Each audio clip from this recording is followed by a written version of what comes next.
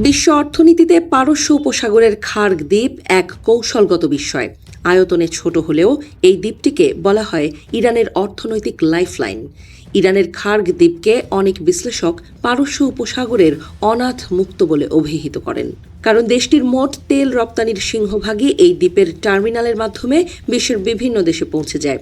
সাম্প্রতিক মার্কিন ইরান সংঘাতের মধ্যে এই দ্বীপটি এখন মার্কিন প্রেসিডেন্ট ডোনাল্ড ট্রাম্পের মূল লক্ষ্যবস্তুতে পরিণত হয়েছে। এ কারণেই দ্বীপটির নিয়ন্ত্রণ নিতে মরিয়া হয়ে উঠেছেন তিনি। খার্গ দ্বীপটি পারস্য উপসাগরের উত্তর পূর্বে ইরানের মূল ভূখণ্ড থেকে মাত্র ২৫ কিলোমিটার দূরে অবস্থিত। বাহ্যিকভাবে এটি একটি বিচ্ছিন্ন পাথুরে দ্বীপের মতো মনে হলেও ইরানের মোট অপরিশোধিত তেল রপ্তানির প্রায় ৯০% নিয়ন্ত্রিত হয় এই দ্বীপের টার্মিনালগুলোর মাধ্যমে। বিশ্ববাজারে তেলের সরবরাহ সচল রাখতে এবং ইরানের অর্থনীতিকে বাঁচিয়ে রাখতে এই দ্বীপের ভূমিকা অপরিসীম।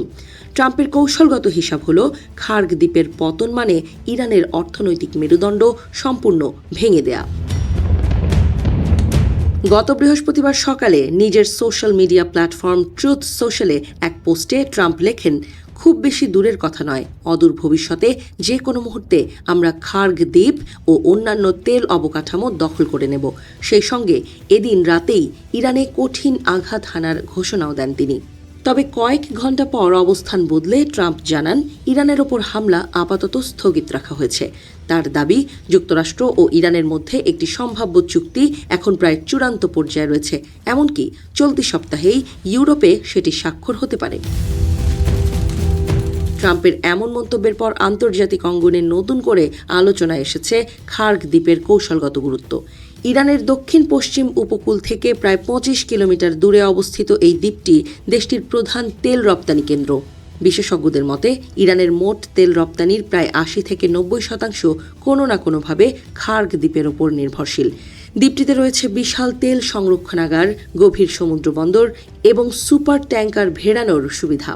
ফলে খার্গের কার্যক্রম ব্যাহত হলে ইরানের অর্থনীতিতে বড় ধরনের আঘাত আসতে পারে। একই সঙ্গে আন্তর্জাতিক বাজারেও তেলের দাম অস্থির হয়ে উঠতে পারে। বিশ্লেষকদের মতে খার্গ দ্বীপ নিয়ে ট্রাম্পের আগ্রহের পেছনে মূলত ৩টি কারণ রয়েছে। প্রথমত, ইরানের তেল রপ্তানি প্রধান কেন্দ্র হওয়ায় এটি তেহরানের অর্থনৈতিক শক্তির অন্যতম ভিত্তি।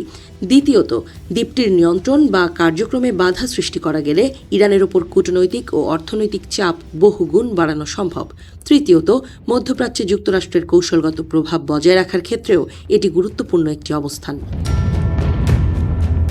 তবে বাস্তবে খার্গ দ্বীপ দখলের মতো কোনো সামরিক পদক্ষেপ অত্যন্ত ঝুঁকিপূর্ণ বলে মনে করছেন নিরাপত্তা বিশ্লেষকরা, কারণ এমন উদ্যোগ সরকারি বৃহত্তর আঞ্চলিক সংঘাতে রূপ নিতে পারে।